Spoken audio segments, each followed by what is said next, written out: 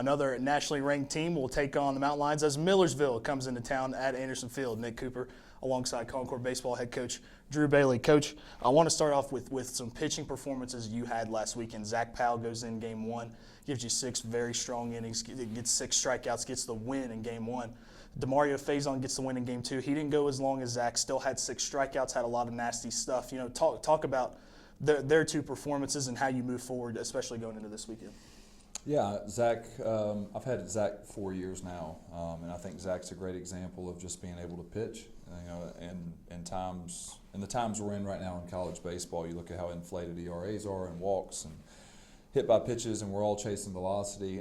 Zach just pitches. He spins the ball. He goes out and competes. I think he's won 23 or 24 games now at the Division II level. So you most of the time, you know what you're going to get with Zach. He's gotten off to a couple slow starts the last 2 years, but he's starting to throw the ball well. I think he went 10 earned last week, or 11 innings, 3 earned, or whatever it was.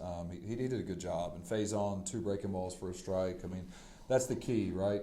Being able to spin the ball and keep guys off balance, because everybody can hit the fastball. Everybody's hitting machines. Everybody's training to be on time for the heaters. So, those guys have done a great job for us while we've got some guys banged up on the mound, trying to get some guys healthy. Kobe's coming off Tommy John. He's still not at full strength, but he's getting there. He's getting better every week. So definitely proud of how I thought we got 2 quality starts this past weekend against Shepherd. Coach, I also want to mention someone in your lineup, Caden Swain, kind of coming into his own. He got his big fly at Anderson Field, his first big fly of the season. He's also climbing up your RBI list. Talk about a guy like Caden Swain and how he fits into the heart of that Concord order. Yeah, I mean, there's no secret that extra base hits and doubles and home runs change the game. So I think that was a deciding factor. He hits a 2-run home run early in the game. But he hit 9 last year, and he was also in a situation where he ended up catching almost every game at his junior college. So Friday he'll DH for us, and here we'll go behind the plate. So just trying to keep his legs fresh as we get ready to get into the league, and we get in the 4-game sets every weekend. So, I mean, Caden's very important to what we do and what we're doing and what we're trying to accomplish. He's a really good hitter, good leader for us, does a good job behind the plate. So it was nice to see him leave the yard. Coach, Millersville coming in here this weekend. You have a looming next weekend MEC conference play. You have a nationally ranked team coming in this weekend. How much of an impact will this series have on your guys going forward? I think we'll do this every year. I talked to John this morning. We're going to play Millersville this weekend every single year, because it's like, hey, going out and playing a team of their ability, of their experience, just their talent level.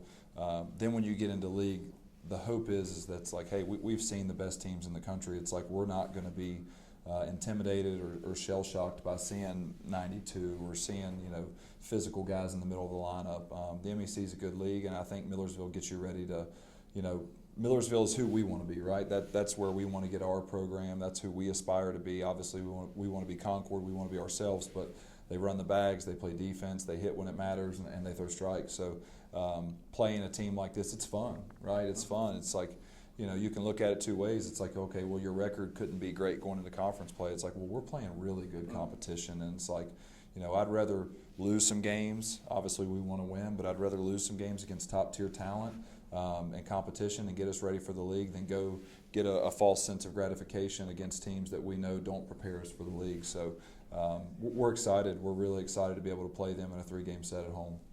Coach, you mentioned inflated ERAs in the college game. Millersville, a team that certainly does not have that. They've got 2 really solid starting pitchers under a 2 ERA. What have you seen by just a loose scout on their pitching staff, and what are you telling your hitters as they prepare for the weekend? We've been watching film a lot. They're north to south. They've got a high-rise fastball. Breaking ball has some depth. They get ahead. They mix it. They're going to throw 2 to 3 pitches for a strike. The game plan is that we hit the fastball. We don't miss our opportunities to drive runs in with the fastball. And I think up to date, we haven't done a great job at that. We're hitting 285, but I think we can be better, especially with runners in scoring position, especially early in the count. I think we've got to do a much better job. So we can't miss the fastballs early in the count this weekend, or we're going to struggle. So I don't think anybody puts a game plan together of hitting the breaking ball. You might have to against a guy, say, like Zach Powell, where the usage percentage is 60-65% breaking balls, and you have to adjust accordingly, and we will when we see those guys. But we have to hit the fastball this weekend if we want to have a good weekend. Well, Coach, we appreciate you sitting down here with us.